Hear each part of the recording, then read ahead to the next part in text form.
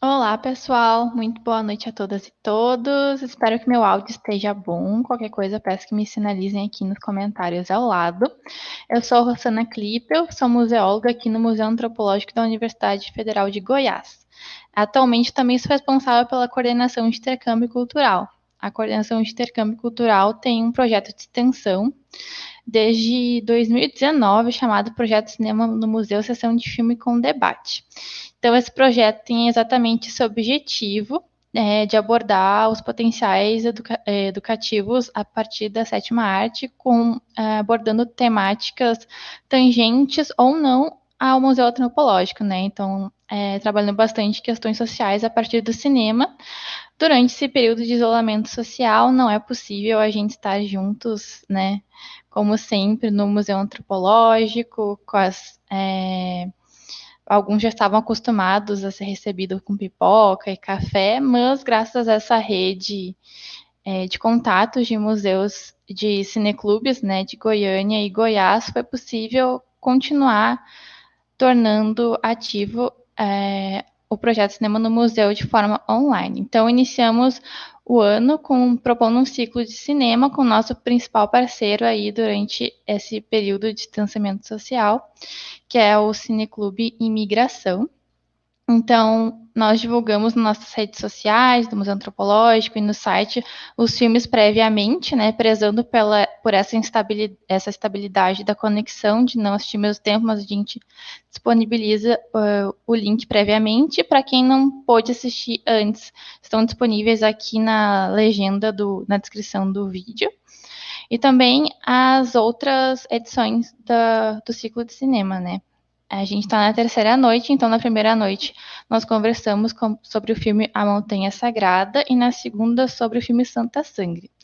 Então hoje nós temos nossos convidados e convidadas para conversar sobre o filme Poesia Sem Fim de 2016. Vou convidar o professor Francisco Lilo para ficar com a palavra hoje. O professor Francisco Lilo, responsável pelo Cineclube Imigração. Boa noite, Francisco. Boa noite, Rosana, boa noite a todos. A Cineclube Imigração, junto com o projeto Cinema no Museu, realiza um ciclo de cinema com 3 filmes de Alejandro Jodorowsky. Alejandro Jodorowsky é um diretor chileno que tem toda a sua produção na Europa. Eu menciono, o pessoal não gosta que eu fale, eu como um Paulo Coelho, que a intelectualidade abraçou e as pessoas adoram a cinematografia do Jodorowsky. Claro, Jodorowsky tem uma questão muito especial. Ou você adora ou você odeia. E nós vamos ver um pouquinho disso nessa noite, como vimos nas anteriores. Mas uma das coisas que não podemos dizer de Jodorowsky é que ele não que os filmes dele não deixem as pessoas imutadas em silêncio. Sempre vai ter uma reação. Jodorowsky é um personagem, é todo um personagem, um artista multifacético. Ele trabalha desde um mimo, a pantomima, fez comics, fez filmes, é poeta, ele trabalha com tarô, com psicomagia, então é uma pessoa muito completa, muito complexa também, e ele tem uma percepção do amor e da vida de uma forma completamente diferente. Escolhemos Jodorowsky justamente por essa variedade que ele nos apresenta, e que no momento de pandemia se torna muito importante por questões de apreciação. Né? Em Jodorowsky nós temos 4 elementos que são fundamentais. A magia, porque a vida precisa de magia, o amor, que todos nós precisamos desse amor, seja fraterno, seja, mas que haja amor na vida. Magia, amor... Ai, esqueci. Cinema, porque sem cinema a pandemia seria completamente absurda, e, logicamente, o que nos toca no filme é a poesia. Sem poesia não há vida e não há amor. Quando falamos de cinema, eu pedi para a Rosana colocar no chat algumas indicações de filmes. Eu vou falar de 5 filmes que eu recomendo. O primeiro filme é Neruda, do Pablo Larraín. É um filme que de 2016, um filme que esteve em Cannes, teve uma boa repercussão. Neruda foi um dos grandes poetas chilenos, eu falava aqui que Jodorowsky é chileno, ganhou o prêmio Nobel no ano 71, 72. O Chile tem 2 prêmios Nobel, a Gabriela Mistral, que foi nos anos 50, 56, a Gabriela recebeu o prêmio Nobel. E a Gabriela tem uma característica muito interessante, porque ela foi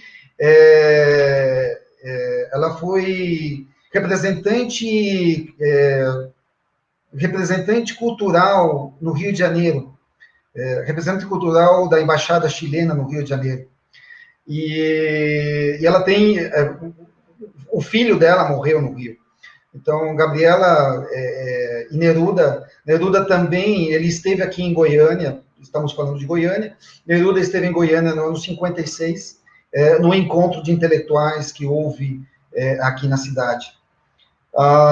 Então, o filme Neruda, do Paulo Larraín, 2016. Depois tem um outro filme do Michael Radford, chama O Carteiro e o Poeta, de 1994. O Carteiro e o Poeta, também do Pablo Neruda.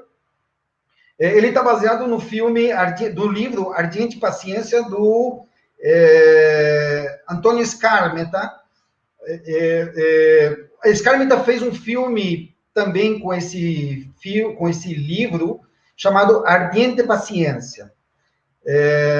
O livro está baseado nos anos que o Neruda morreu, de 70 a 73, só que o filme ele está representado nos anos 50, no exílio que o Neruda viveu nos anos 50 na Itália.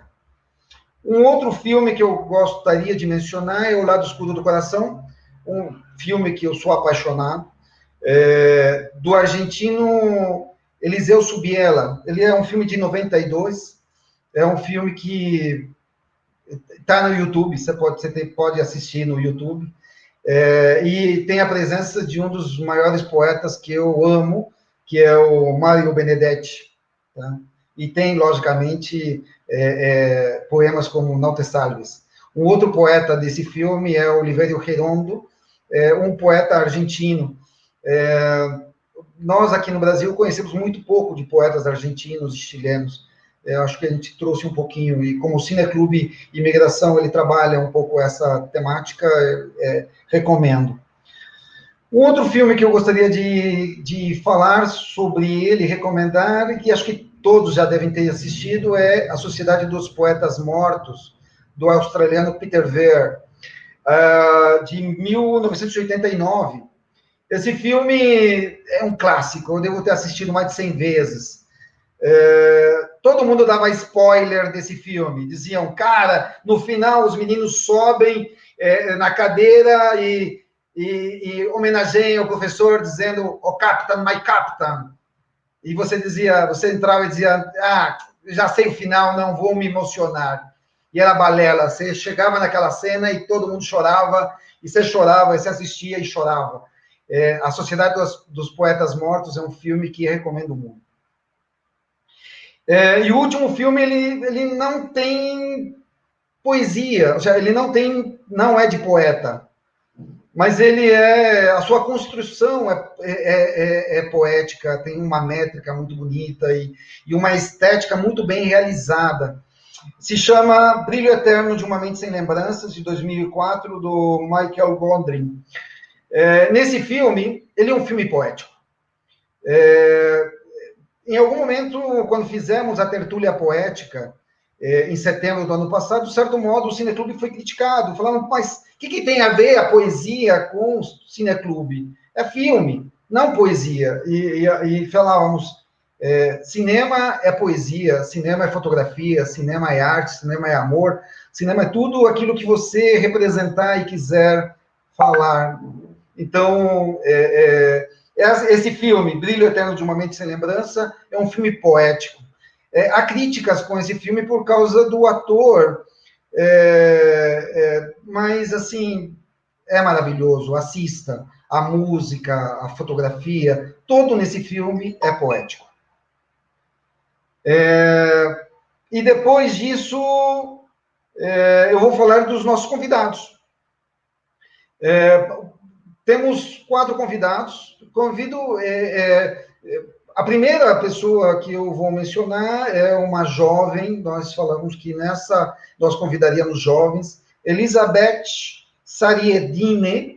Ela foi minha aluna do 9º até o 2º ano. Hoje ela faz artes visuais. É uma jovem com uma personalidade muito impressionante, feminista. Ela hoje faz, como mencionei, artes visuais. Ela é uma artista plástica já com várias obras aí. Eu tenho insistido para ela fazer uma exposição na Catedral das Artes, mas ela ainda se resiste, mas o convite está aí feito. Além disso, Elizabeth ganhou 2 prêmios, um no Festival do Uno Salles, com o seu filme sobre utopia e ideologia, e também com o mesmo filme ela ganhou o FIVAC. Então, a nossa primeira convidada é a Elizabeth Sarandini. Depois, a nossa segunda convidada já é alguém de casa, Cris Resplande, nossa poetisa. Ela participou na tertúlia poética, foi o seu estreno como poetisa, apresentando os seus poemas. Ela foi convidada também para debater o filme A Hora da Estrela, junto com o Nelson, que está aqui conosco. E também, hoje, convidamos justamente por ser poeta. Os convido a todos a conhecer a página do Instagram dela, As Letras de Cris, para conhecer a obra e ela também canta e encanta, então eu os convido a conhecer a obra dessa nossa poetisa. O terceiro convidado é Álvaro Godin, do Cineclube Maco. Ele representa a rede de cineclubes do Equador, é um convidado internacional. Ele trabalha no Museu Arqueológico e Centro Cultural de Orellana, em Francisco de Orellana, no Equador, no Amazonas equatoriano. Nossa segunda tertúlia poética vai ser junto ao Equador. Então, a primeira foi com o Chile, nossa segunda vai ser com o Equador, então estão todos convidados para essa atividade. E nosso último e principal não, mais querido, ou tão querido como os outros, Nelson Júnior, professor, educador, que trabalhou comigo em mais um colégio. Nelson, ele tem um histórico muito interessante, professor na prisão, né? Ele dá aula na prisão, não sei se ele me autoriza a falar isso, mas já falei. Ele dá aula para presos, ele dá aula para adolescentes, que também são presos, né? Para adolescentes do ensino da escola pública, e também ele é acadêmico da PUC e educador, formador de educadores para novos professores. Eu convido o Nelson, que vai começar nosso diálogo nesse momento. Nelson, por favor, se apresente. Obrigado, Nelsinho. Meu amor para você. Obrigado, Lilo. Você está me ouvindo? Está tudo normal? Perfeitamente. Beleza, muito obrigado, né? É sempre uma alegria estar participando desse encontro com vocês aqui no Museu Antropológico, nesse trabalho rico que vem sendo realizado pelos cineclubes, e principalmente levando em conta essa mostra, agradecer a presença e uma honra de participar com os nossos colegas aí, aqui em Goiânia, no Equador também. Muito obrigado. O Lilo sempre parte daquela perspectiva nas outras lives, né?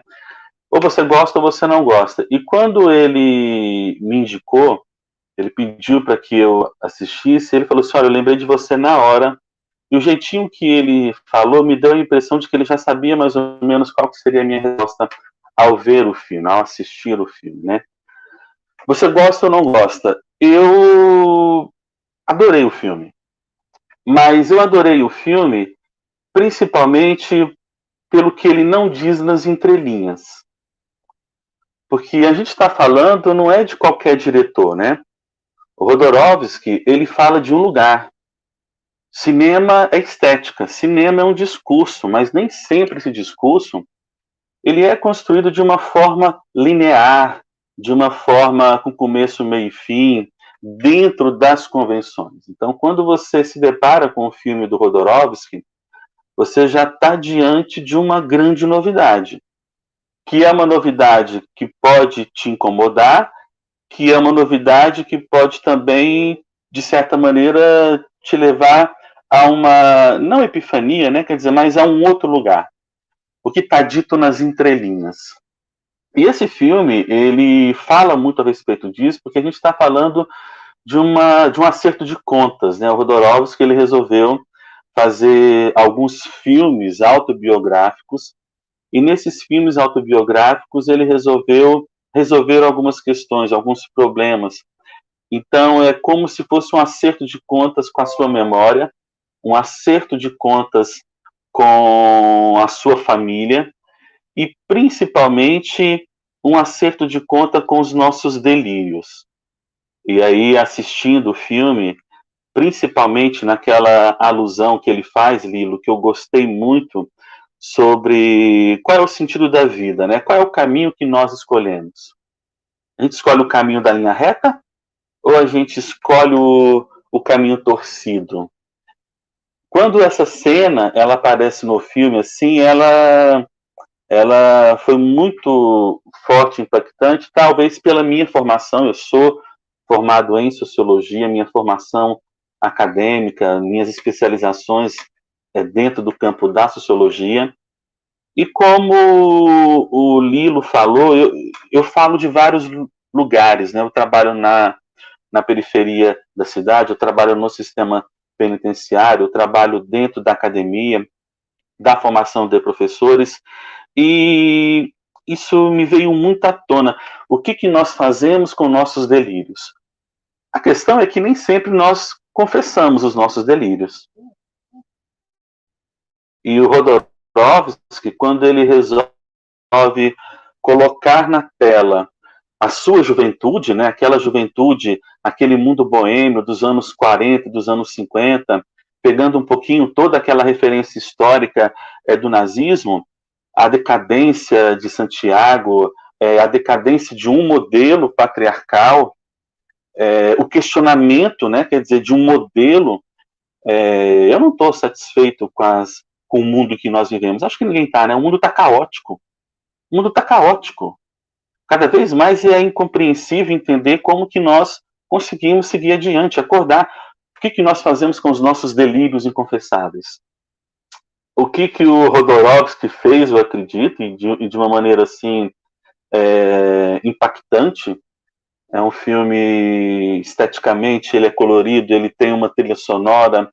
O Jodorowsky, ele está dialogando com várias expressões artísticas. Você percebe que não é um movimento, é um filme, mas o movimento é do ator de teatro. A produção do espaço, a reconstrução dos cenários, aquela ida e vinda, né? Aquele experimentalismo que está dentro, de certa maneira, da nossa cabeça. E no filme, a gente tem um pouquinho isso. A gente tem um autor que resolve apresentar para a sociedade, para o mundo do cinema, um pouquinho uma fase da sua vida, que é essa fase de sair da casa de um pai extremamente violento, porque ele identifica que a arte poderia explicar um pouquinho mais a vida que ele vive. E aí eu pensei exatamente nisso, né? Qual é o papel da arte? Qual é o papel da poesia? Qual é o papel das expressões artísticas nesse mundo caótico, nesse mundo cheio de regras? Não estou dizendo que as regras não são importantes, elas são necessárias sim. Mas essas regras, elas não conseguem oferecer, eu acho, tudo aquilo, elas não conseguem entregar tudo aquilo que elas prometem fazer. E o filme fala muito sobre isso, como que a arte, ao dialogar nesse mundo caótico, né, quer dizer, a gente consegue passar adiante. E é muito interessante porque durante o filme, né, nesses experimentalismos aí, Lilo, o Jodorowsky, ele participa do filme. É um filme quase que numa estética familiar. Tem a presença dos filhos, né? Tem um filho mais velho, tem um filho mais novo. Um dos filhos faz o papel do pai. A gente tem ali... E a própria presença do Jodorowsky no cinema, no filme, na película, dialogando, né? Com os sentimentos, pedindo lá, né? Quer dizer, é ele aos 87 anos, com o ouvidinho, né? Falando no ouvido do Jodorowsky com 17 anos, né? A vida não tem sentido. Ela tem que ser vivida. Poxa, que loucura, né? Nos ensinaram o tempo inteiro, as religiões, as convenções, de que a vida ela tem um sentido e de que tem um caminho a ser seguido, que não é o caminho torcido, é o caminho da linha reta. Mas esse caminho da linha reta, ele é um caminho que faz referência, que inclui todos que estão nesse mundo. Então isso, qual é o sentido da nossa existência, né? E aí ele fala, olha, você não deve viver a vida que os outros querem que você viva. A vida, ela tem que ser experimentada. E como que você experimenta a vida, né? Você não vai experimentar a vida o tempo inteiro assinando cheque ou participando de reuniões. E como que você experimenta essa vida? Então, o filme, eu acho que ele traz, para mim, ele traz muito esse diálogo. A arte, seja a poesia, o teatro, a música, a fotografia, a arte como uma forma de tentar compreender o absurdo que é essa nossa existência. O absurdo que é a gente tentar encontrar um sentido para uma coisa que não tem sentido. E aí eu fui lembrando muito de Nietzsche nesse processo todo, por isso que às vezes, talvez, a gente fica chocado com alguns resultados, com algumas experiências desse cinema, desse filme. Mas é interessante isso, né? Pensar nessa estética. O Nietzsche, ele falava nisso, né? Olha, a função da arte ela existe para que a realidade não nos destrua. Porque se a gente ficar só na realidade, fica complicado. Fica complicado, porque a gente não dá conta de entender, porque eu sou o sangue, mas eu também sou meus delírios. E o Jodorowsky, nesse processo todo, ele joga na tela os seus delírios. E ao colocar os seus delírios inconfessáveis, a gente acaba, de certa maneira, ou você mergulha e vai naquele jogo, naquele diálogo que ele está fazendo com a fantasia, ou nós estranhamos, porque a gente também está dentro, né, de outras concepções. Então, quando o Lilo fala, você gosta ou não gosta, é igual aquele momento. Poxa, olha, você tem o cinema de Glauber Rocha. Glauber Rocha, ele tem uma estética, ele tem um começo, meio e fim. Existe uma maneira de olhar para o Glauber Rocha, de entender cada detalhe, né? Quer dizer, o que está nas entrelinhas. De repente, você vai para um outro cineasta que não tem essa preocupação com essa fragmentação, com essas entrelinhas, e que te oferece o pacote, o combo, né? A pipoca, tudo pronto, você vai lá, assiste, é entretenimento, mexe com o teu sentimento, a tua emoção, você ri, o efeito especial é lindo, é maravilhoso, você sai pensando também, bacana, mas depois tem o terceiro, o quarto, a quinta etapa, a série, né? E não está dentro dessa referência autobiográfica. Então, é muito importante a gente ter, eu acho, referência de que a gente está diante de um filme autobiográfico realizado por um cineasta, por um poeta, por um multimídia, vamos dizer assim.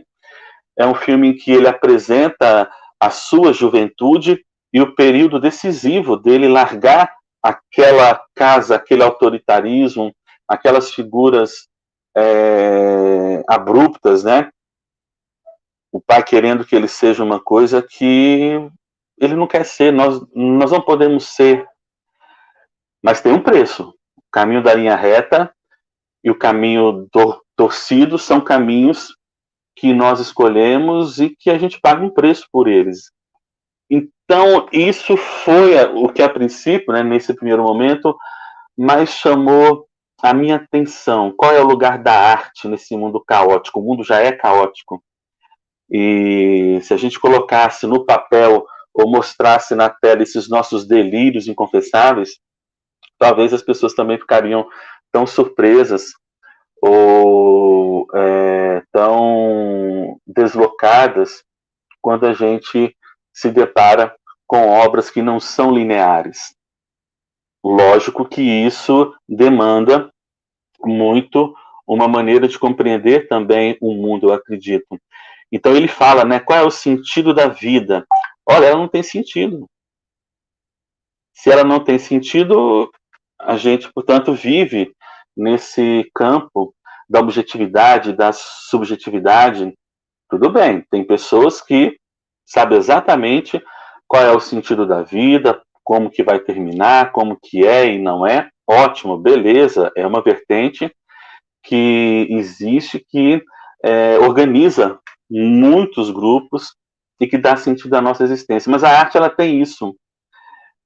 O Manuel de Barros, né, o Lilo perguntou da poesia, o Manuel de Barros tem um texto que eu gosto muito, ele fala assim, ó, eu não aguento ser aquele sujeito que abre portas, puxa válvula, sabe, aquele cara que compra pão 6 horas da tarde todos os dias, aquele cara que aponta o lápis, aquele cara que pega o boleto e paga, e aí no finalzinho ele fala assim, olha, eu preciso renovar os homens usando borboletas.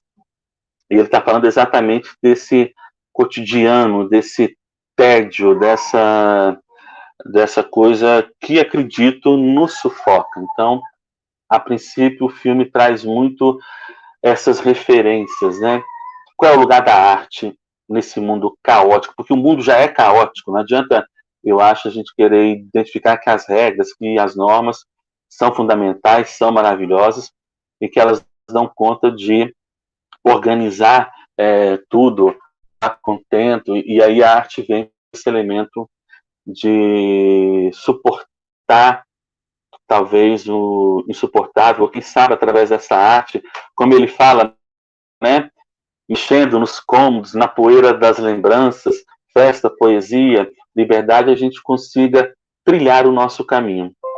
Agora, se é a linha reta ou se é o caminho torcido, aí é um bom debate para a gente fazer. Eu sei mais ou menos qual é o meu caminho. E o que me chama a atenção é as entrelinhas. É aquilo que está subtendido, aquilo que está no silêncio, aquilo que está naquele gesto. E por isso eu gosto muito disso que está e não está. Mas para você mergulhar, para você pegar isso, você tem que estar nessa coisa e falar assim, realmente, que coisa engraçada, né, Lilo? Você viu tanto que é complicada a linha reta, né? A linha reta ela é complicadíssima. Licença, deixa eu entrar aqui. Peraí, papapá, papapá. Então, assim, é sobre isso, né? Ele está falando da nossa existência. Olha, qual é o sentido? Então, não, isso foi o que chamou muita atenção. Como é difícil você trilhar uma vida diferente aquilo que foi programado Sim. pelos outros. Né? Voltamos no segundo tempo. Eu vou dar a palavra para a Cris, a nossa poetisa, e continuamos no segundo empate. Obrigado, Nelson. Boa noite, Cris. Boa noite. Tá me ouvindo? Sim, perfeito. Tudo bem? Ela Bom, é toda minha. Bom, primeiro, Francisco, agradecer o convite. É uma alegria estar aqui, né? Já é a segunda vez que eu tenho essa alegria de participar aqui, o convite seu e do Museu Antropológico também, que nessa coisa bonita desse cine debate. E cumprimentar o Nelson e os outros que estão aqui também participando, que vão falar. Eu vou retomar uma coisinha que o Nelson falou no começo, que você, Francisco, realmente disse que seria ou gostar ou odiar o filme. E eu gostei muito. A minha primeira reação foi de espanto. Eu assisti o filme uma única vez, eu acho que não quis ver de novo. Eu quis ter toda aquela primeira sensação para depois poder falar aqui o que eu observei. O filme é poesia sem fim, mas ele poderia ser arte sem fim. Acho que, para mim, eu tomei pessoalmente dentro da poesia e tomei como um consolo e uma proximidade para mim também, porque um consolo porque ele diz logo de cara que os grandes poetas passaram coisas semelhantes.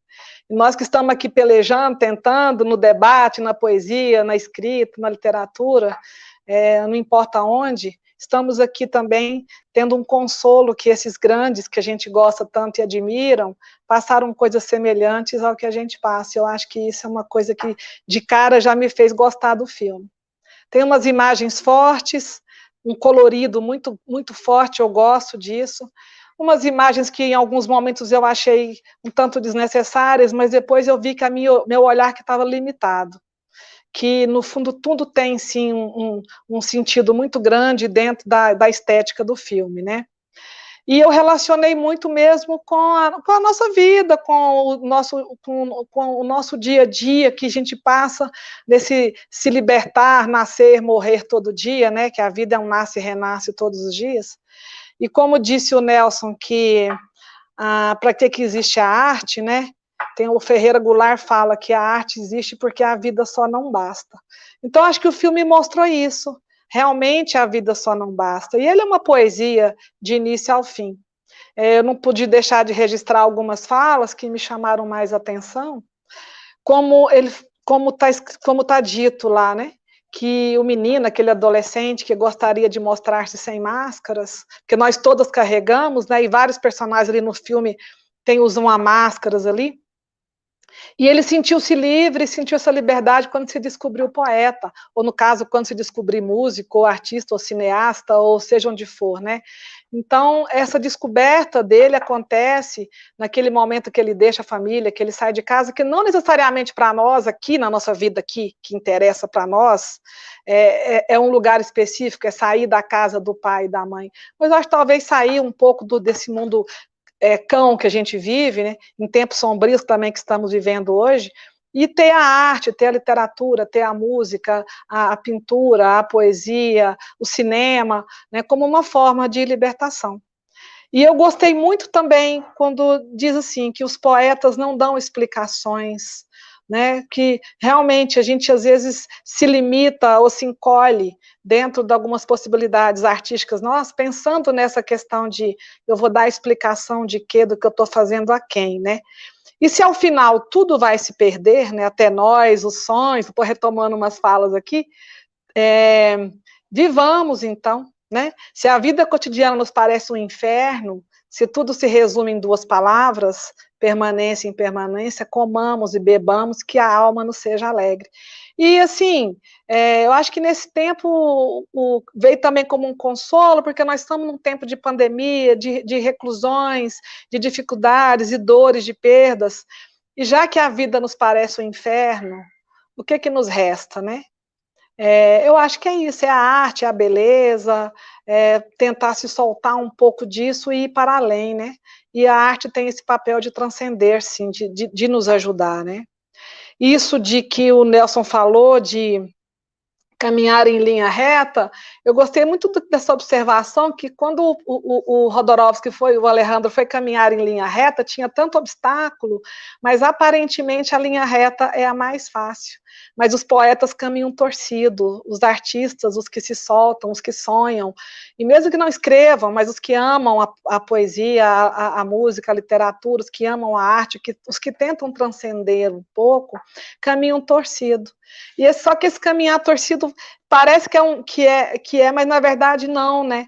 Porque nós, poetas, não somos obrigados a nada, ou seja, o caminho está ali, caminhar em linha reta não é fácil, para nós, que tentamos viver essa transcendência através da arte, né? E também tomei isso como um consolo e achei muito bonito, né? E ele fala isso, o caminho nos obriga a torcer. Ou seja, a gente está vivendo um mundo que nos obriga a torcer.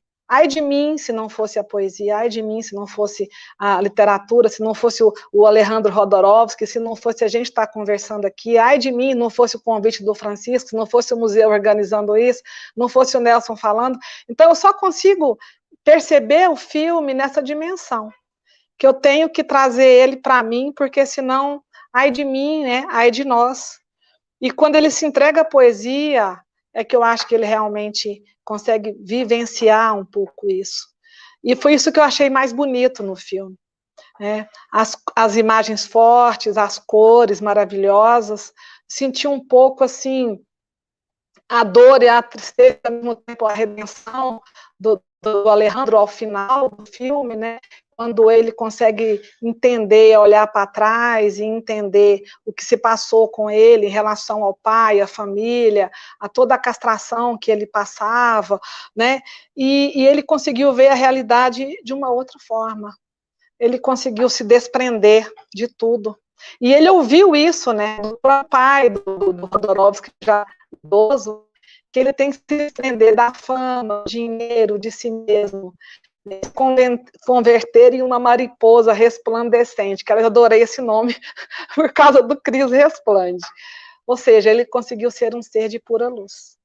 E eu gostei muito também quando ele olhou para o pai e se liberta dizendo que ele tem um coração capaz de amar o mundo inteiro. Então, eu acho que isso foi para mim muito forte no filme, essa capacidade de amar o mundo inteiro, né? E mesmo ele não tendo recebido nada do mundo. Porque quantas vezes também esperamos esse reconhecimento, ou esse recebimento do mundo, ou essa... né? E às vezes não vem isso, e quem passa pela arte, ou pela educação, ou que está lecionando, ou que está trabalhando no museu, ou que está organizando a vida nesse dia a dia, às vezes espera isso, mas o que vai fazer libertar e dar esse coração capaz de amar o mundo inteiro é toda essa beleza da arte, de você transgredir um pouco, sair um pouco do seu mundo. Eu acho que isso é o mais bonito. E gostei muito, muito, muito dele dizer ao pai, né? Não me amando, me ensinaste a absoluta necessidade de amor. E, ou seja, não há uma tristeza, não há, acho que a arte dele, a poesia, ele conseguir se encontrar, fez com que ele tivesse uma imensa liberdade interior. Então eu vejo o filme todo como uma grande libertação, que começa lá adolescente, transgredindo com a família, né? Fiquei, assim, pensando muito na mãe, que conversa apenas cantando, né?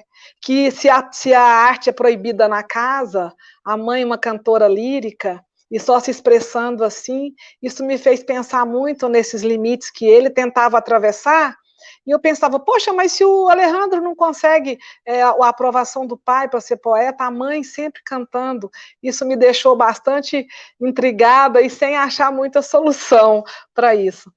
Mas, de certo modo, eu retomando o que eu disse antes de ser um consolo para a gente, porque é isso que vai nos fazer nos libertar, e ter esse coração capaz de amar o mundo inteiro. Né? E ele falou o gesto do perdão, né? Me deste a força de suportar este mundo. É a arte, é a poesia sem fim que nos dá a força de suportar este mundo, que fora dela, eu acho que a Adélia Prado tem uma poesia que fala assim, que não é Jesus Cristo que a salva, mas é a poesia que a salva. Eu acho que é um pouco isso, o reflexo do que eu percebi no filme. Essa é a minha visão de poetisa. Obrigada. Obrigado, Cris. Obrigado pela tua participação. Você volta depois. Eu vou chamar o meu convidado internacional, Álvaro, para falar, só mencionando que eu sou da cidade de Arica. Quando queimam quando a casa do Jodorowsky, dos pais de Jodorowsky, é queimada, eles vão para Arica. Os pais dele vão para Arica. E o Jodorowsky, em 53, antes de ir embora, ele vai para Arica fazer uma oficina de mimos. Essa informação eu achei interessantíssima, muito legal, porque um amigo falou, olha, eu conheci o Jodorowsky em Arica. Eu falei, como assim? O pai dele foi para lá trabalhar, colocar uma loja perto do banco. Eu achei interessante isso. A minha cidade ligada com o Jodorowsky, eu amo o Jodorowsky. Obrigado, Cris. Convido o Álvaro. Álvaro Gordillo. Adelante, por favor. Todo tuyo.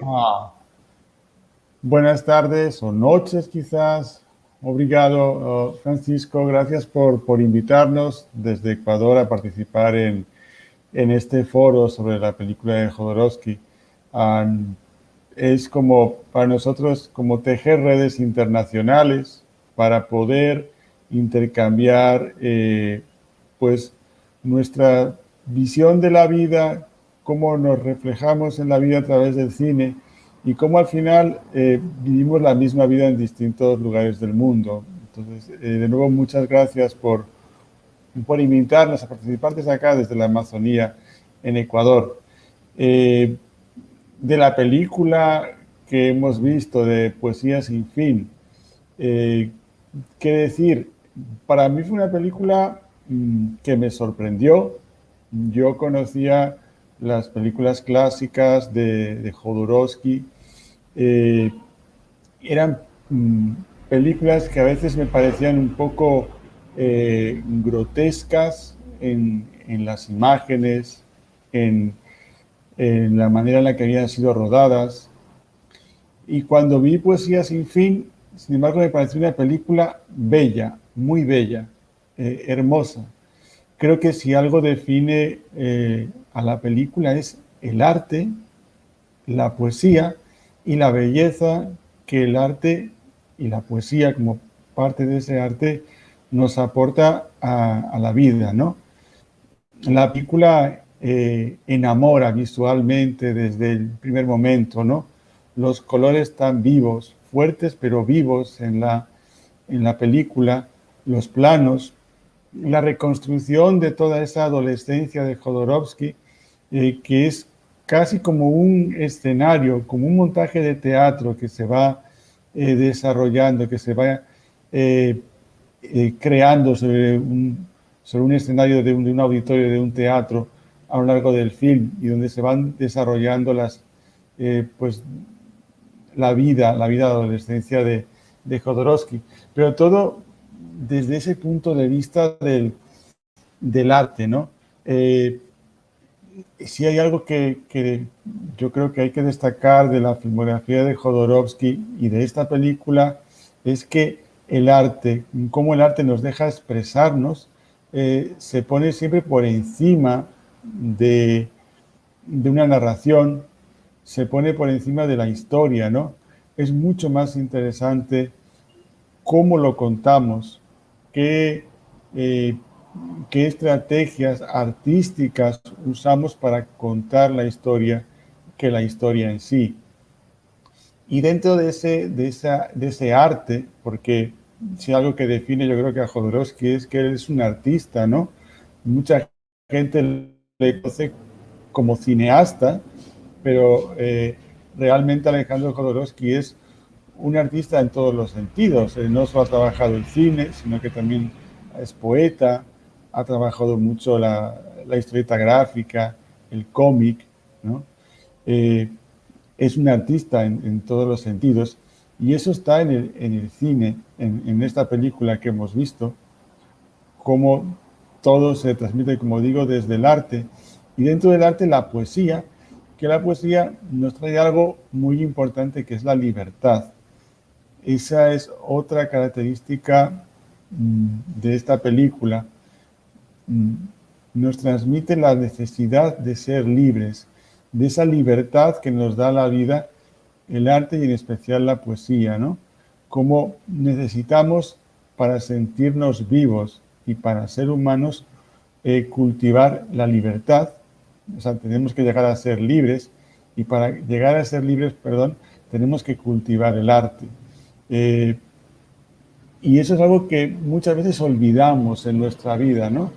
Tenemos vidas a veces monótonas, a veces muy estructuradas, marcadas por la burocracia, por ritmos de vida, formas de vida que nos impone la sociedad, y nos que vamos poco a poco perdiendo esa libertad, ¿no? A veces buscamos la libertad, o solemos buscar la libertad, a través de las leyes, y sin embargo yo creo que la libertad está en el arte, en esa capacidad que tiene el ser humano de crear, y de crear sin límites. Yo creo que Jodorowsky en esta película nos estaba invitando a eso, a ser también artistas, que es algo que también desde acá, desde el museo en el que trabajo, intentamos hacer, ¿no? Que los espectadores de los ciclos de cine, del Museo Arqueológico, no sean solamente espectadores, sino que también se involucren en el arte que están viendo, que ellos mismos no solo opinen en un cineforo o después de un recorrido mediado por un museo, sino que también creen arte. Creo que ese crear arte es nuestro primer paso hacia la libertad. Y eso lo vemos en la película, ¿no? Como ese adolescente estaba totalmente dominado por unas estructuras, como decía Nelson en su intervención, unas estructuras patriarcales, una sociedad conservadora, muchas veces incluso fascista, y que dominaba a la sociedad, y la manera de escapar de ahí, de esas estructuras rígidas, es el arte. Un arte que no viene solamente de gustar el arte, sino de crear. Creo que con esta película Jodorowsky nos estaba invitando a todos a crear, a ser también artistas en cualquier faceta, ¿no? Ya sea como escritores, como cineastas, en el teatro, en la danza, en la música, ¿no? Nos invitaba a crear. Y a crear además sin ningún tipo de limitación. Creo que eso es uno de los aspectos más bonitos de la historia que hay en Poesía sin fin, y creo que por eso la película se llama Poesía sin fin, y es que él decide crear sin seguir ninguna norma. Ese crear sin seguir ninguna norma se da y no se da en el arte. Hay un arte también muy condicionado por la sociedad, por las estructuras públicas o privadas. Pero hay un arte que es muy libre, y es el arte que yo asocio más con la poesía, porque en la poesía uno expresa lo que lleva realmente por dentro, lo expresa para uno mismo y acaba mostrándose a los demás, y empiezan a encontrar, o los demás empiezan a ver cómo se reflejan también en la poesía, ¿no? Hay un diálogo muy bonito en la película, por ejemplo, cuando Jodorowsky, joven, se encuentra ya después de varios años con Nicanor Parra. Nicanor ya es profesor, es poeta, pero ya es profesor, ya se ha metido en las estructuras, y Jodorowsky dice que no, que él quiere vivir y quiere ser siempre poeta. No recuerdo la cita exacta, ¿no? Dice que no quiere acabar en una estructura o en un trabajo que le dé de comer, sino que quiere vivir y quiere tener su sustento solo de ser poeta, ¿no? Sigue defendiendo el arte, y el arte como esa necesidad de libertad que tenemos los seres humanos y que muchas veces olvidamos, ¿no? Yo me quedaría con esas dos cosas, el arte y la poesía vinculada a la libertad. Y quizás también comentar otros dos aspectos. Creo que Francisco dijo algo en su intervención, de otros dos temas que aparecen siempre en las películas de Jodorowsky, que uno es el amor, esa necesidad de amar, ¿sí? Esa necesidad de expresar el amor en de distintos modos. Hay muchas formas de amar, eso es muy importante, y lo vemos en la película todo el rato, desde las relaciones personales, afectivas del protagonista, a también cómo él transmite su amor a través de sus actos poéticos, de sus actos artísticos. Y otro aspecto sería la familia. Yo no conocía mucho de la vida de Alejandro Jodorowsky, anterior, digamos, a su faceta ya más cinematográfica. Lo que a mí me llevó a Jodorowsky fue siempre el cine. Entonces, yo conocía su vida desde que se va a París, que es cuando termina esta película que hemos visto. No conocía toda su adolescencia, su infancia. Estuve leyendo un poquito, hay una película de él que aún no he visto, anterior a Poesía sin fin, que narra, o en la que es también biográfica, y narra su infancia, no recuerdo el nombre, quizás Francisco nos lo puede recordar, que me gustaría ver, ¿no? Porque llegué a ver una faceta y una vida de Jodorowsky que desconocía, y me llamó mucho la atención de la relación con sus padres, ¿no? Esa represión que tenía por su padre, y cómo él al final, en cierto modo, llega a perdonar a su padre, llega a reconstruir sus lazos familiares, porque eso también es importante, ¿no? Creo que son, como digo, 4 aspectos que podemos ver.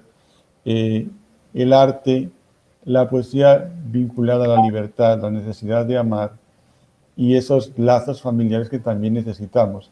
Todo eso es lo que nos hace humanos. Así como un primer comentario. Muchas gracias. La película es La Dança de la Realidade. A Dança da Realidade, o filme que você estava mencionando. É um filme que é anterior a esse período de la poesía sin fin. También es autobiográfico y también es fantástico, es maravilloso. Gracias, Álvaro. Retornas. Voy a pasar a nuestra invitada joven. Importante a presença dos jovens em todo o debate. Elizabeth, você está com o microfone desligado. Isso. A palavra é toda tua, minha querida. Esteja à vontade. Acho que agora vai ser até difícil falar que eu detestei, depois de todos dizerem quão belo foi o filme, mas antes de eu dizer os motivos do meu desgosto, eu preciso dizer que eu tentei, eu me esforcei muito para assistir o filme, mas talvez esse tenha sido o problema, o meu problema com o Jodorowsky. Eu precisei me esforçar para assistir, não foi um filme que despertou um encantamento ou uma vontade de assistir, por várias questões. Principalmente pelas cores que ele usa. Eu, como artista, me senti incomodada por ser tantas cores que não se combinam, que não são harmoniosas, e há quem diga que isso foi intencional, que é a estética dele, e tudo bem.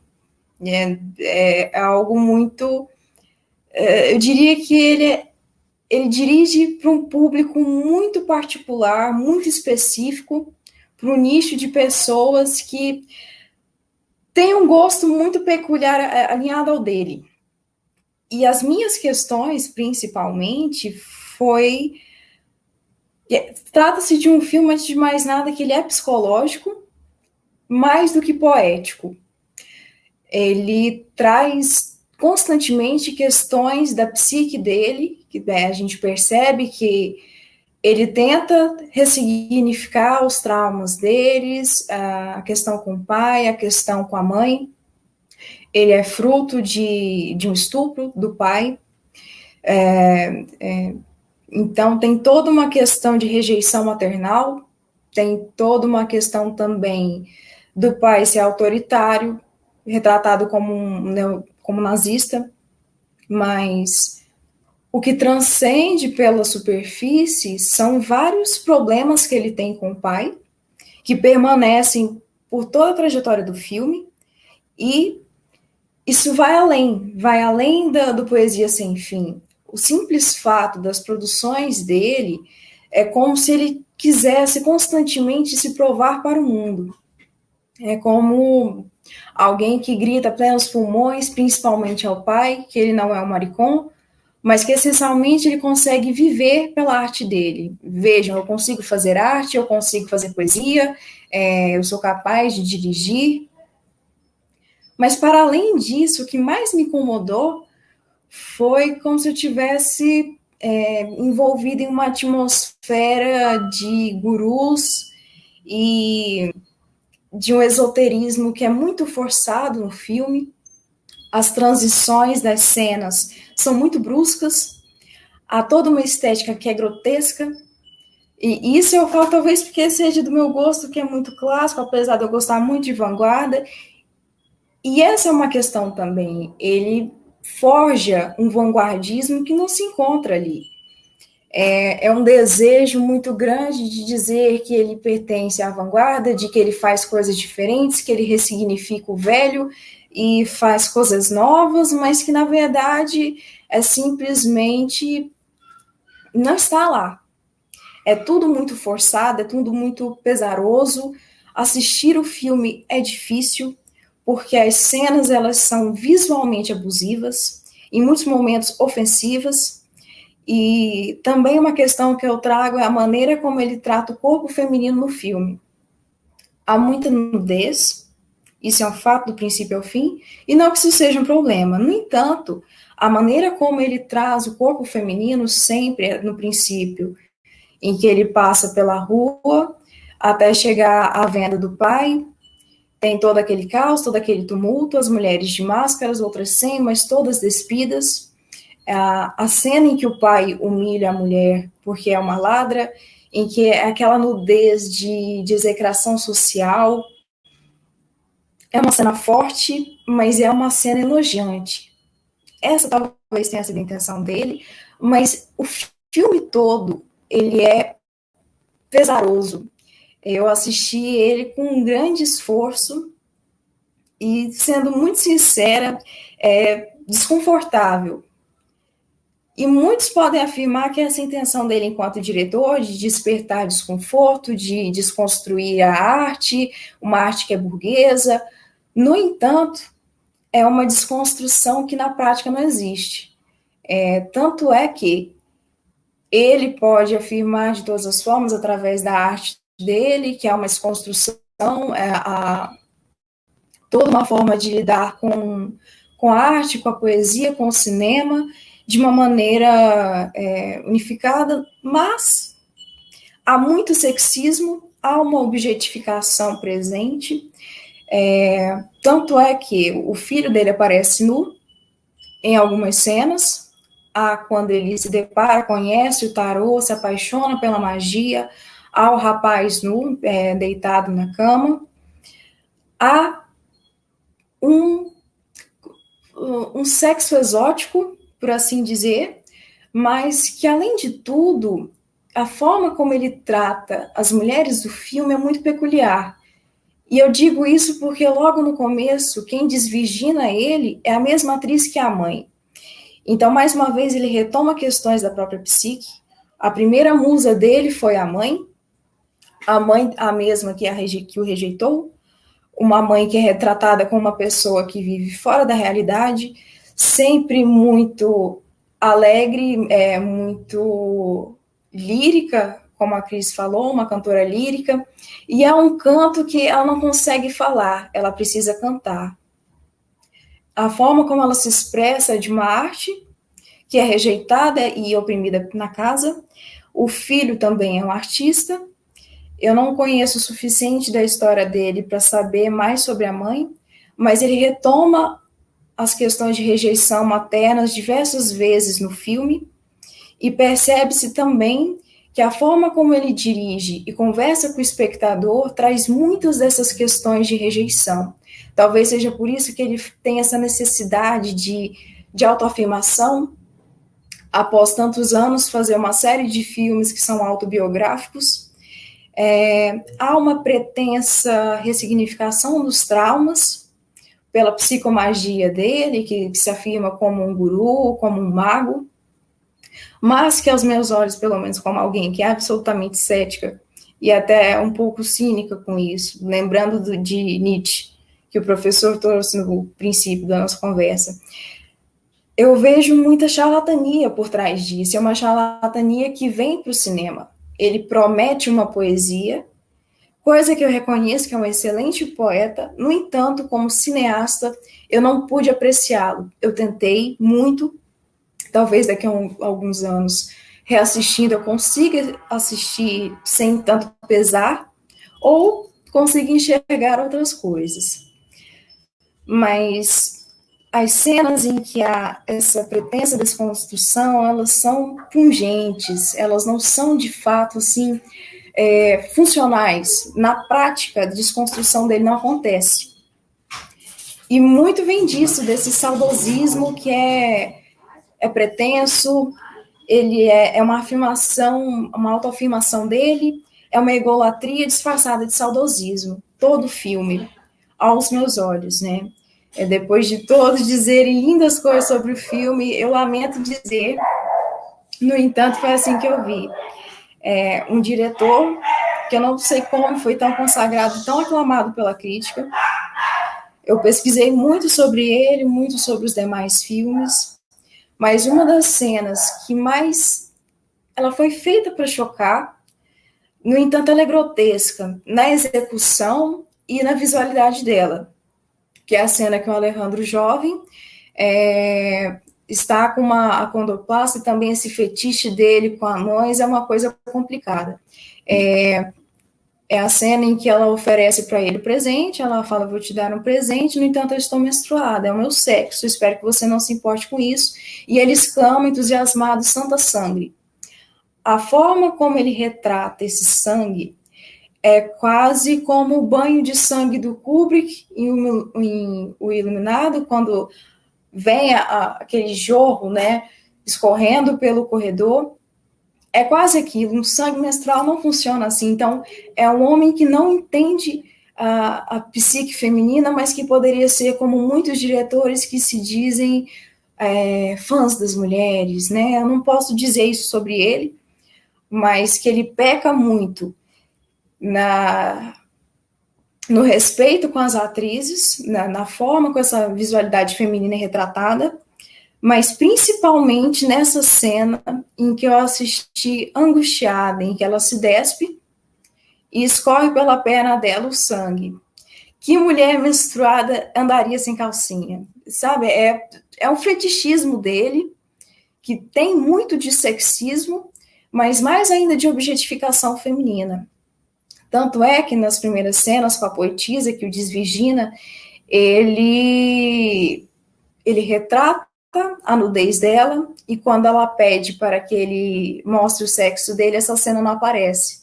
Ele só aparece de costas, dá a entender que ele mostra para ela, mas o Alejandro jovem, virgem, não mostra o sexo dele.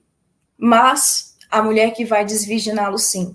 Nas cenas seguintes, nós temos o corpo dele, nu, o dela também, e são muitas cenas de sexo que são visualmente ofensivas. As cores do filme são intragáveis.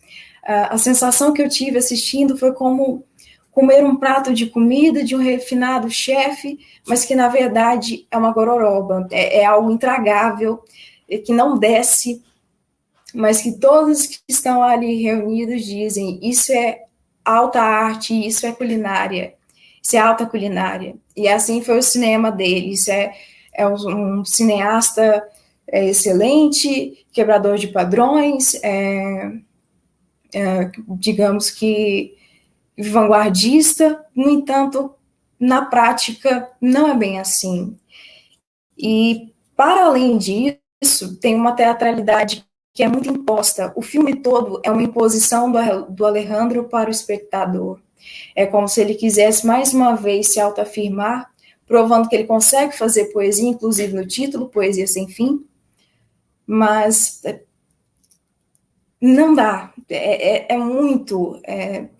Tanto é que eu li uma entrevista dele em que o jornalista pergunta como funciona a psicomagia dele, e ele diz que você pode frequentar vários anos de terapia com um psicanalista para que ele te diga no final que as suas questões é que você tem o desejo sexual com seu pai, ou seja, você tem uma pulsão com seu pai, mas que isso poderia ser facilmente resolvida com a psicomagia dele.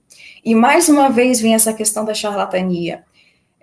Inclusive eu vejo os jovens que gostam do Jodorowsky, eu entendo por quê. Essa questão da magia, esse esoterismo tem estado muito em alta, tem sido algo muito abraçado pelas pessoas, mas que eu particularmente considero como algo intragável. Acho excelente que a questão dele seja da arte para com a vida, como uma ferramenta de escape, mas também de sobrevivência. No entanto, a arte dele não é necessariamente arte. É forçoso, todo o processo é forçoso, é tudo muito imposto, as cenas são muito grotescas, não, até mesmo a transição delas é como assistir um teatro amador. Nenhum problema em ser amador, mas não há nenhuma genialidade ali que tenha conseguido tanta consagração para ele como diretor. Várias vezes assistindo o filme eu perguntei como esse homem pode ser tão aclamado, como esse filme pode ter sido considerado uma peça belíssima da sétima arte. Eu particularmente não consegui entender, talvez por não ter esse saudosismo, mas principalmente por enxergar de maneira diferente. Há uma desconstrução da realidade que não é surrealista, ela é negacionista e em vários momentos ele tenta dizer que está curado das questões com o pai, principalmente no final, mas, como eu disse, na forma como ele dirige, ele apresenta muitas das questões que ele tem com o pai e com a mãe. Então, há muitos elementos da psique dele que são fraturados, são fragmentados. Obviamente, nós sabemos que não é possível fugir do nosso ambiente psicológico, principalmente no fazer arte, que é algo, às vezes, muito natural, como é para ele. É quase uma catarse, é uma afirmação dele mesmo com a sua própria biografia. Mas, não. Adorei a tua participação. Eu acho que você é muito valente. E eu acho que o motivo de nós convidarmos você foi justamente por isso. Porque eu acho que pouca gente tem essa valentia de fazer esse questionamento que você faz. Você deu vários elementos que eu achei muito interessante, que para mim reafirma a qualidade do filme. Entendeu? E por quê? Porque a crítica, eu sempre menciono isso, você deve lembrar disso. Quando você gosta de um filme, geralmente você não faz muito análise do filme, porque você gosta. Entendeu? essa relação que você faz com um filme que você adora, que você ama, você não produz muitos elementos de contraste. Enquanto que quando você não gosta, você consegue elaborar. Nós tivemos essa mesma situação com o Balbino. O Balbino falou, não gostei do filme. E aí ele foi elaborando, porque quando você faz esse análise que você está fazendo agora, toda a tua bagagem cultural, ela é introduzida nesse análise. Entendeu? Porque, assim, uma das coisas que eu sempre digo no análise cinematográfico, nessa conversa do cineclubismo, porque ele é uma conversa, lembra das minhas aulas, a gente sempre falava isso, é uma coisa democrática. É por isso que a gente fala, gostei ou não gostei? E a partir muitas vezes, é muito melhor não gostar, porque ele te exige uma elaboração muito maior. Essa elaboração que você fez, eu acho maravilhosa. E por quê? Porque, tipo, você conseguiu ver coisas que eu não vi, que a mãe e a poeta eram as mesmas, e alguém me perguntou, e é mesmo? É a mesma atriz, eu pesquisei. Eu estava tentando pesquisar. Cara, você conseguiu ver isso, eu não tinha analisado. Então, assim, bom, eu te agradeço, eu vou passar para o Nelson. Agora vamos para aquela banda mais rápida, temos 20 minutos, então mais uma análise muito mais rápido, e vamos lá. Nelsinho, muito obrigado, Elizabeth, e Nelson, por favor, conciso, né? Vamos, a palavra é sua. A riqueza, né, Lilo, do Cineclube é exatamente essa. E a fala da Elizabeth, assim como a fala de cada um, ela está muito relacionada de que lugar eu falo, quais são as experiências que eu tenho, como que eu percebo, penso o mundo. Então, é muito importante, por isso que essa questão, né, da estética, eu acho que ela diz muito, porque dificilmente a gente não consegue ver uma obra artística, ou ver qualquer tipo de expressão sem ser o que eu sou. Então, às vezes, vem esse choque, esse incômodo, pegando a fala da Elizabeth, do nosso convidado também, tem realmente algumas cenas que são cenas desnecessárias, mas eu não sei se a função seria simplesmente o choque, né? Quer dizer, é o delírio. Como eu fiz a brincadeira aqui, eu acho que ele está colocando o delírio. Você mergulha ou vê ou não vê, sente ou não sente, se adequa ou não a isso. E todo esse exagero, eu acredito que é mesmo intencional. E ele é intencional, não sei, talvez porque nós temos concepções, né, de participação no mundo.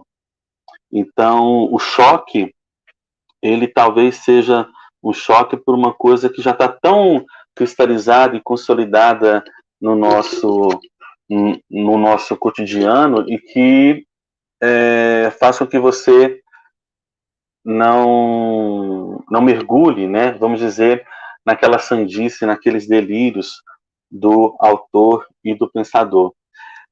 Quando a gente fala dessa teatralização, é uma teatralização porque, assim, é um filme que você tem os bastidores, né? Você tem o bastidor ali do lado, aparece o figurante, aparece a moça que entra, então, assim, ele está brincando também com esse simulacro que nem sempre a gente está tão acostumado a ver assim no cinema. Então a estética, eu acho que ela leva muito em conta, por isso que a gente, ao olhar para o filme, a gente olha a partir do que nós somos, lógico, da minha vivência, da minha atuação política, da minha atuação social, seja como homem, seja como professor, mulher, dentro de uma determinada sociedade com algumas características, infelizmente, preconceituosas, machistas, autoritárias, enfim. E nós tivemos aí, eu acho que aquela ideia do amor, né? Essa vontade de amar. E uma coisa que chamou a atenção, bem no finalzinho, é que mesmo ele saindo daquela transgressão, passando por todo aquele processo, chega um momento que mesmo no ateliê dele, mesmo com seus grupos de artistas, ele sente falta. Ele sente falta ainda de alguma coisa, né? Que é essa busca incessante mesmo, talvez da aceitação, de estar no mundo, de participar, enfim. E o Cineclube é isso aí, tá bom? A gente não tem que lamentar porque eu gostei ou não gostei. A riqueza está exatamente nessa multiplicidade de olhares. E é exatamente essa multiplicidade de olhares, quando você for rever o filme, você for ter você pode descobrir coisas que até então você não via, ou simplesmente consolidar ainda mais as suas ideias, os seus valores. Então, essa foi, eu acho que uma das principais ideias que a gente tem desse processo todo. Qual é, né? Quer dizer, é os nossos delírios. O problema é que a gente não está muito afim de jogar para fora os nossos delírios, os nossos fantasmas, porque eles chocam. Não sei por que eles deveriam chocar tanto, né? A nudez, qualquer nudez, choca. As cenas, qualquer cena de violência, né? Porque a violência ela está na forma também. A violência não está apenas na palavra. Isso é necessário? Não é necessário? A arte, às vezes, seja aquilo que é boa arte ou a arte ruim, se é que a gente consegue fazer esse movimento, ela está aí realmente para fazer esse processo, que é esse processo de desequilíbrio, né? O Fauzi Arap, ele fala, né, um poema que ele diz que o nosso cotidiano é marcado por regras, prestações, contas a pagar e tal, mas tem gente que não se adapta. E para aqueles que não se adaptam, existe a noite, o escuro, o asilo, existe o hospício, a prisão. Para aqueles que não se adaptam, existe a arte. E para aqueles que não se adaptam ainda, existe, infelizmente, ou supostamente, ou felizmente, não sei, essa marginalidade. Então, eu acho que o filme traz isso também. Muito obrigado, professor Lilo, pelo convite. Muito obrigado em participar dessa mesa tão rica. Elizabeth, Álvaro, nossa poeta aí, a Cris, tá bom? Muito obrigado pela participação e pela fala de cada um. Ainda tem mais uma, calma, Nelson. Eu queria acrescentar uma coisa que você mencionou, que no Cineclube, uma das coisas mais interessantes que eu tenho visto é que, às vezes, aquele senhorzinho simples, que viveu uma vida muito cotidiana, ele faz um comentário tão belo, e a partir da experiência, que a sua bagagem não foi baseada na intelectualidade, e sim no dia a dia e no cotidiano. Assim como as experiências. É muito interessante quando a gente convida um acadêmico para falar, e aí o pessoal se assusta, os outros se assustam, porque diz que eu vou falar depois de um acadêmico. E assim, o Cineclube, a riqueza do Cineclube é justamente isso, é que cada um pode colaborar, como eu falava da Elizabeth, é tão gostoso essa diversidade. A Marlene mesmo, a Marlene Ferreira, ela falava isso agora, falava, Elizabeth, depois dos seus comentários, preciso ver o filme. Cara, porque assim, são 4 pessoas falando uma linguagem diferente, que cria essa expectativa. Eu tenho certeza que a Elizabeth vai ver novamente o filme, talvez ela não vai gostar, mas ela vai encontrar outros elementos também tão interessantes. Obrigado, Nelson. Vou convidar novamente a Cris, a nossa poetisa, para falar. Cris? Oi. Concordo com você, Francisco. A Elizabeth é valente, é brava, é corajosa. E engraçado, Elizabeth, que a primeira reação minha quando eu comecei a ver o filme, pensei, não vou gostar. Mas eu tive que fazer um certo exercício e eu fico feliz de ter, pelo menos dentro da minha visão, conseguido depois apreciar, porque eu fiquei muito... Me voltei para a poesia, me voltei para os diálogos, me voltei para o texto, aí eu pude sair um pouco dessas imagens que realmente são fortes. Tinha comentado que algumas, até com o Francisco, a gente tinha comentado sobre o filme, que algumas de fato são desnecessárias, né? Mas uma coisa também me chamou muita atenção, que é a paixão que o Jodorowsky tem pelo Nicanor, né? E, assim, o Marcelino Freire, que é um escritor brasileiro, pernambucano, mas maravilhoso, ele diz que tem sempre um poeta, tem sempre um artista que nos toma pela mão. E nós somos conduzidos por esses poetas que nos auxiliam, né? Acho que na arte, sim, também devem ter quem trabalha com cinema, os cineastas, né? Quem escreve romances, contos, ou na música, onde seja, onde for, tem sempre aquelas pessoas que nos tomam pela mão e nos conduzem. Então, eu fiquei pensando nessa imagem do Marcelino, que quem foi o poeta que tomou a mão do Alejandro Jodorowsky foi o Nicanor. Acho que não chega a ser aquilo de você não querer seguir sendo a imagem do outro, né? O Alejandro diz isso no filme, que ele esculpe caras porque ele perdeu a própria, mas ele consegue depois fazer essa transição e ser ele mesmo. Mas eu, vendo essa relação do Jodorowsky com o Nicanor Parra, eu pessoalmente tenho essa mesma relação com a Adélia Prado, que é uma poetisa brasileira, que ela me tomou pela mão. E em 2018 eu tive uma alegria de ter um contato, assim, através de uma amiga que conhece a Adélia, e eu tinha muita vontade de dizer para ela algumas coisas, né? E eu escrevi uma carta para a Adélia Prado, foi entregue, eu sei que isso foi, e não esperei a resposta, claro, mas eu não consegui deixar de fazer essa associação, né? Então eu vou aproveitar também como poetisa e ler para vocês um pouquinho da carta que eu tinha escrito para ela. Adélia, essa é uma carta de agradecimento. Ensaio há anos para escrevê-la, vontade que permanece, pois cada poema seu é um lembrar de mim. Alma exposta, espelho de sentimentos escondidos que revelam a mim mesma e que só eu desconfio às vezes. Eu acho que isso aconteceu com o Alejandro no filme, quando ele só desconfiava e conseguiu se libertar pela poesia.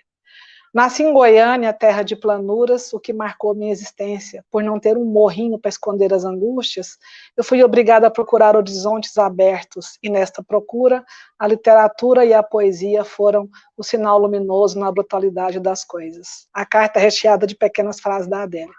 A vida requer coragem para uma simples carta? Não. Não, porque é para você, a poeta lírica, bíblica, existencial, como diz Drummond. Você é de casa, você entrou e tomou um café. Mas o medo é de mim. Ainda não perdi o medo de mim. Porque escrever é mostrar a alma e é ofício que eu nunca quis. É muita intimidade e a escrita impõe um só caminho. Ser absolutamente transparente. Ah, você já disse isso. Só vejo dois caminhos, ouvir o doido ou ouvir o santa. E isso também eu vi lá no filme, naquela hora que ele ganha a chave do estúdio, que ele falou, festa, a vida só tem permanência ou impermanência. Né? Para mim, pessoalmente, é difícil não fazer essa relação. E, como menina sapeca, eu olho pelo buraco da fechadura e vejo a vida. Alcanço uma pequenina parte, mas o fio de luz e cor para além da estreita visão me foi revelado pela poesia e me consolou. A sua poesia tem este sentido e me revela respostas. Como eu vi e percebi isso também no filme do Nicanor, com ele, quando ele bate na porta da casa do Nicanor, né, e se mostra ali. Respostas de mim para além, mas principalmente de mim para dentro de mim mesma. A partir da sua poesia, deixo vir à tona lembranças, saudades, coisas fugidias. Fico como correndo atrás da sombra de uma borboleta. Algo vem até a garganta, engulo com os olhos cheios de água e fico bem quietinha, sentindo absorta de alegria e deslumbramento. Como pode ser lindo assim? Você faz do diminuto, do simples, do comum, da vida universal. Eu acho que isso tem lá na arte, por isso que eu acho que é arte sem fim, não só poesia sem fim. As coisas miúdas, próximas, trata do homem. Todo este sentir a partir da sua poesia me invade de tal modo que meu coração vai desdobrando os panos, se alargando aquecido, dando volta ao mundo. Ah, e o seu homem universal. Eu sonho com ele, Adélia. Eu caso com ele, de véu e grinalda, entoando glória a Deus nas alturas, e dou para ele comer bolo de noiva, puro açúcar, puro amor carnal, disfarçado de corações e sininhos. São versos da Adélia. Vou cozinhar para ele e cantar. Vou ajudar a limpar os peixes e deixar o tacho no fogão com água quente. É de um poema dela também.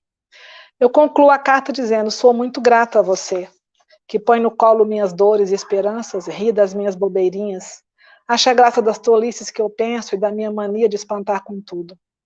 Agradeço porque entendi que minha enormíssima paciência de ficar à toa, só pensando, pensando e sentindo, é o que tenho de melhor. E, voltando ao filme, essa gratidão que eu tenho é a mesma gratidão que eu senti no final pelo pai dele, né? Quando ele se liberta e se perdoa, e entra no barco e vai embora, aquilo foi um sentimento de gratidão. Então, ler a carta para mim é um pouco o processo que aconteceu ali assistindo o filme. É isso, agradeço muito. Obrigado, Cris. Quando você me mostrou a carta, eu falei, não, você tem que lê-la. Sentimento. E é um reconhecimento, e é uma sensação pura. E eu acho que isso mostra muito essa sensação do Jodorowsky com o Nicanor Parra. Lembrando que o Nicanor Parra era irmão da Violeta Parra, e eles fazem parte de uma família de poetas, de folcloristas, de músicos. Então, esse reconhecimento ele é muito importante, e eu acho que esse amor que você tem pela Adélia também é fantástico. Eu vou passar agora para o Álvaro. Muito obrigado, Cris. Muito obrigado pela tua participação. Álvaro, tienes algunos minutos, por favor, tu participación. Gracias. Pues, estaba escuchando a los otros compañeros, comentaristas, y me hace recordar también que la primera vez que yo vi una película de Jodorowsky no me gustó. La primera película que fui de Jodorowsky fue El Topo, y la verdad es que me pareció grotesca, una película que me invitaba solamente, que me transmitía como una intención de escandalizar, ¿no? Me costó mucho ver las películas de Jodorowsky. Me parecía que esas imágenes de las películas llenas de esoterismo, llenas de imágenes grotescas que incomodaban, eran totalmente innecesarias, que parecían eso, realizadas solamente para escandalizar al espectador. Fue a través de espacios como este, como un cineclub, conversando con otras personas, que aprendí a ver lo que había debajo de esas imágenes impactantes de las películas de Jodorowsky, ¿no? Empecé a ver un poco lo que hay en la película de la que estamos hablando hoy, esa necesidad de crear arte, esa necesidad del arte como una fuerza liberadora que necesita el ser humano. Pero tuve que despojarme de todas esas imágenes simbólicas y sobre todo, como digo, a veces que llevaban hacia la aborreción, hacia eso, a lo grotesco. Cuando me invitaron a este cineforo a ver esta película que yo no había visto, lo hice con un poco de reticencia, como diciendo, bueno, me gusta el cine de Jodorowsky, sé que transmite conceptos y sensaciones muy importantes, pero me cuesta verlo visualmente, ¿no? Luego vi Poesía sin fin, y me agradó desde el inicio, ¿no? Porque es una película bella y ya no necesita de esas imágenes grotescas, ya no necesita de esas imágenes impactantes para transmitir exactamente lo mismo, esa línea, ese continuo que hay en el cine de Jodorowsky, que habla precisamente de la necesidad del arte, la necesidad de la libertad, de romper los esquemas, de romper las cosas estandarizadas y de ser libres, y esa necesidad de amar, ¿no? Hay una escena que es la única que a mí me recuerda al cine clásico de Jodorowsky, que es esa imagen con esa mujer desnuda que está menstruando. Es la única imagen grotesca que me recordó a las primeras películas de Jodorowsky, ¿no? Por lo demás, creo que es una película visualmente mucho más hermosa y mucho más madura. Yo creo que eso es algo que Jodorowsky ha conseguido con los años, ¿no? Es una película del 2016, es casi de antes de ayer, y yo creo que vemos ya un cineasta mucho más maduro, no solo como cineasta, sino como ser humano, ¿no? Ya no necesita todas esas imágenes impactantes para contar una historia y para transmitirnos valores, ¿no? Por eso creo que, como digo, es mucho más adulta y mucho más madura que sus otras películas. Gracias, Álvaro, gracias. Estoy de acuerdo contigo, de acuerdo, completamente. Pero gusto y así, bueno. Voy a pasar a Elizabeth para que concluyamos esta segunda vuelta y fechemos. Elizabeth, a palavra é tua. Uns 2 minutinhos, 3 minutinhos, tá bom, Elizabeth? Obrigado. A análise do Álvaro foi uma das muitas críticas que eu me deparei lendo sobre o filme, que muitos compreendem esse filme como uma maneira mais madura do Alejandro de fazer cinema. No entanto, eu posso elencar aqui várias cenas das quais eu posso dizer que são grotescas. Elas são muito forçosas, sem contar que o filme diz poesia sem fim. Então, nós imaginamos que seja uma antologia, mas, na verdade, é algo escatológico, é agressivo, é violento, mas, sobretudo, ele é forçoso. É como se o Jodorowsky quisesse, a todo instante, provar que essa estética ela é funcional dentro do ambiente dele, que talvez seja, de fato, tanto é que há muitos que gostam. Mas, retomando o professor Nelson, eu não consigo dizer assim que é impossível a gente se separar das nossas experiências, mas principalmente da nossa psique, das nossas questões mentais e existenciais. Isso é muito forte quando nós estamos assistindo Jodorowsky, porque por mais que ele queira ressignificar as dores dele, os pesares, ele ainda traz, tanto visualmente quanto de maneira poética, essas questões. A cena, por exemplo, em que ele perde a virgindade com a mesma atriz que a mãe, ela traz muita valoração de um complexo de Édipo. Mas não só isso. Ele busca nela, na primeira musa, uma autoafirmação, mas o desejo de ser visto, que é algo totalmente humano, mas parece que é inerente aos artistas. Nós somos carentes, nós precisamos que alguém nos ouça, se apaixone pelo nosso trabalho, que as nossas musas sejam fanáticas por nós. Mas, principalmente, é assim que ele se depara com essa primeira musa. Tanto é que, na casa de artistas que ele vive, a senhora diz que ele precisa encontrar uma musa, alguém que o faça se apaixonar, que desenvolva o trabalho dele, e ele encontra essa personagem, que é muito forte, mas ela tem algo que é brutal, e isso encanta ele. E eu penso que ela permanece no filme já dentro dele, já está na psique dele, ela se propaga, né? A brutalidade, ela é manifesta em uma mulher, mas também na poesia dele. Não é uma antologia, é escatológico, é algo que é grotesco, que é visualmente ofensivo e que muitas cenas são completas e absolutamente desnecessárias. Não há porquê essa necessidade de forçar, de chocar o espectador. Eu entendo que é a estética dele, mas que ela poderia ser desenvolvida nisso sem que houvesse tanta necessidade de chocar. Até porque o choque, a desconstrução, ela precisa ser inteligente. E todo o filme, toda a direção dele ensaia uma intelectualidade, mas para por aí. É só um ensaio, não chega a ser as vias de fato, não chega a ser uma intelectualidade.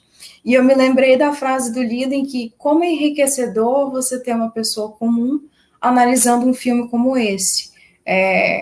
Um trabalhador ou alguém que é desprezado pelos intelectuais, justamente porque em momentos como esse nós nos deparamos com intelectuais que são como Jodorowsky, que muitas vezes ensaiam, parecem que há muito a dizer, mas na verdade é um silêncio. Não um silêncio ensurdecedor que diz mais do que se ele falasse com palavras, mas sim com um silêncio que é uma imaturidade, há um desespero existencial, há muitas crises dele ali, tanto como artista, mas principalmente como um ser humano. Há algo de Nietzsche ali como uma tentativa de ser o além-homem, em que ele tenta fazer uma além-arte, um surrealismo, homenageando Fellini, mas que não acontece, é muito. Ele quer trazer vários elementos, é como se ele decorasse uma casa com elementos demais, há muita coisa que se torna quinquilharia, é visualmente ofensivo, e ele chama isso de estética, quando na verdade pode não ser, é simplesmente uma declaração do que ele pensa, de como ele vê o mundo, o que é excelente do ponto de vista artístico e político, mas que, na verdade, não passa disso. Sim. Elizabeth, tem um tema da cosmovisão dele, né? E tem um tema muito interessante, algumas coisas que você mencionou, o fato de perceber que a atriz e a mãe são as mesmas, porque ele tem um rolo muito grande com a mãe dele. Ele consegue perdoar o pai, mas não perdoa a mãe. E ele não perdoa. E também ele comenta numa reportagem que ele faz, uma entrevista que fazem para ele, que ele não consegue perdoar a irmã também. Então, assim, as mulheres da vida dele, e isso está muito presente, as mulheres da vida dele são conflitivas, são muito conflitivas. Bom, eu vou pedir para que todos apareçam, Rosana, na mesma sequência, as despedidas, e esperamos uma outra atividade. Nelson, você primeiro. Muito obrigado, Lilo, por participar desse evento. Obrigado por ter compartilhado com a Elizabeth, com o Álvaro, com a Cris, tá bom? E com você, foi muito legal esse encontro. E falando, eu não quero, jamais, não, eu sei que é difícil, a gente nem deve assistir um filme sem ser, porque eu sou o que eu vejo, lógico, eu sou o que eu vejo. E aí, e isso que está a riqueza, né, do lugar da nossa fala. Eu acho o filme com uma estética muito interessante, eu não acho o filme grotesco, ele é assustador, mas ele é assustador porque ele está tocando em alguns temas que estão muito cristalizados ou vistos de uma outra perspectiva, lido o tempo inteiro, né, com essa psique, ora forçada, ora intencional, e é para isso que existe o Cineclube, é por isso que nós estamos aqui, para perceber a riqueza, né, quer dizer, tem pessoas que quando se depara com os 10 minutos do Vidas Secas, acha aquilo excepcional, maravilhoso, né? Quer dizer, você está lá dentro, e de repente nós temos outra experiência que vai olhar para o início de Vidas Secas e falar assim, mas que coisa que não tem, que saco, que coisa horrorosa, que coisa mais esdrúxula, essa imagem, isso é cinema, isso é a arte, e foi muito bom participar com vocês aqui. E aí aquela coisa, né, Lila? A gente entrega esse diálogo e os cinéfilos, o público, né, assiste e tira também a sua conclusão, o seu gosto, e aprova ou não aprova. A vida é isso, você aprova ou não aprova. Muito obrigado, um abraço a todos, estamos aí. Obrigado, Nelson. Cris Resplante. Oi. Eu quero agradecer também, a Rosana está aí, não tinha falado com ela no início. Obrigada, Rosana, esse trabalho lindo do museu. Obrigada, Francisco, a vocês todos, o Nelson, a Elizabeth, que eu fiquei fã, Álvaro também. E acho que o espaço é isso mesmo, né? Seria muito chato, Elizabeth, se fosse só nós aqui amando o filme. Foi isso que deu um gosto, e aposto que quem está assistindo deve ter tido vontade maior de ver o filme depois de você. E eu vou encerrar com uma poesia minha, que poeta tem essas coisas, né? E é uma poesia que eu fiz pensando em alguém que é muito importante na minha vida, que é de família, minha avó, é sempre recheada de saudade de poesias, mas fala um pouquinho de mim, não deixa de falar, né? A poesia chama Saudade Marinada. Agora eu vou deixar de molho. Hoje eu vou pôr para marinar, porque hoje eu cansei de tentar, de escrever, de apagar e de rimar. Eu rimo agora com jantar, tomatinho de rodela, mexidinho de panela, como a minha avó fazia. Pode comer de colher? Vó, eu tô com saudades. O seu bandolim de noitinha, a sua cama de pular. Onde a senhora tá, vó? Cadê seu perfume, alfazema? Cadê eu, vó? Acha eu pra mim? Espanta a assombração e canta alto a cantiga, ou leva eu minha saudade. Obrigada, um abraço para vocês todos. Obrigado, Cris. Álvaro, tu despedida. Muchas gracias a todos por la invitación, por compartir en este momento, por abrir las redes internacionales. Creo que estos links que cruzan ríos, ese río que nos une, este río Amazonas que llega casi hasta Ecuador y del cual somos todos parte, también allá en Brasil. Gracias por surcar y invitarnos a estos diálogos, a conversar con una película realmente de la vida, ¿no? De cómo vemos la vida. Muchas gracias a todos por las distintas opiniones y espero que nos podamos encontrar de nuevo con una película o con la poesía y encontrar caminos para pues, seguir intercambiando experiencias de vida. Muy obrigado a todos. Buenas noches. Gracias, Álvaro. Buenas noches. Tu presencia ha sido muy importante y tenemos un trabajo a realizar en conjunto. Gracias. Elizabeth? Eu agradeço muito, principalmente ao senhor, que sempre lembra de mim. E também a todos que receberam bem a minha opinião. Eu fiquei com medo, porque eu geralmente tenho uma tendência de falar sobre as coisas que eu não gosto com muita paixão, e eu fiquei com medo de ofender alguém. Eu estava até me segurando, porque na verdade quer dizer que eu odiei, mas porque de maneira educada. Mas muito obrigada a todos, eu adorei, foi muito enriquecedor. Achei ótima participação internacional, porque eu estou treinando meu espanhol aqui. Foi muito bem desenvolvido com o Lilo. Então, muito obrigada. E sempre que precisar de uma opinião muito apaixonada, pode me convidar, Lilo. Obrigada. Você será convidada para novos... E aquilo que eu te falei, vamos criar o Cineclube lá na FAB. Para fechar, eu agradeço a presença de todos.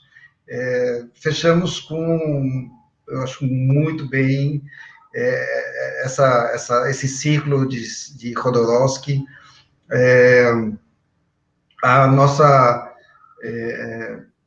a intenção, eu acho que era um pouquinho essa, impactar, impressionar, chegar a um público diferente. E essa diversidade que está presente aí, acho isso fantástico. Eu agradeço mais uma vez a todos aqueles que assistiram, a participação da dona Marlene, que é a mãe da Cris, eu acho isso fantástico, muito legal. E esperamos para a próxima oportunidade. Temos já, no começo de março, a tertúlia poética. Haverá uma oficina de cineclubes, provavelmente semana que vem ou na outra semana, ainda estamos conversando com a Rosana, e agradecer mais uma vez também ao Museu Antropológico e a todos. Muito obrigado e boa noite a todos. Então, pessoal, nós do Museu Antropológico agradecemos imensamente essa oportunidade, bem como o professor Nelson falou, foi um ótimo exercício dessa multiplicidade de olhares, que é exatamente o que é o Cineclube, né? Encerramos da melhor forma esse ciclo. Também agradeço muito a participação do público, a Marlene, a minha tia Rosete também participou aqui. Eu fui uma que não consegui assistir o filme essa semana, mas com certeza depois desse debate eu vou ter muito mais vontade de assistir. Então é isso, pessoal. Quem não se inscreveu ainda no canal do Museu Antropológico, a gente pede que se inscreva para receber as notificações das nossas atividades, que a gente continua postando nas redes sociais do museu e no site também, enquanto seguimos as atividades do projeto de cinema no museu virtualmente, né? Esperamos que, quando seja possível, em breve, possamos retornar às atividades no mini auditório do Museu Antropológico, mas mesmo assim, mesmo com o retorno das atividades presenciais, a gente vai continuar com essas atividades virtuais, afinal elas oportunizam que algumas conexões internacionais aconteçam, né? Então isso acredito que é uma tendência que a gente vai manter, que é tão enriquecedora para esse nosso intercâmbio cultural. Então, até as nossas próximas atividades. Muito boa noite a todos e todas que acompanharam até aqui, nossos participantes, e até a próxima. Tchau!